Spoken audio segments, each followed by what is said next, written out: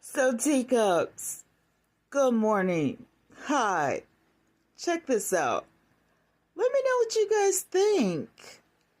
March 2nd, accused cult leader Nature Boy sentenced to life without parole. On Friday, a jury found Eligio Bishop guilty on all counts, including RAPE. We are definitely going to get into this because what? I thought he was going to get some time. I think he was going to get life. But honey, this is something serious. See? God does not like ugly. This is not what people expected, but definitely what he deserved, in my opinion. I'm just saying, in my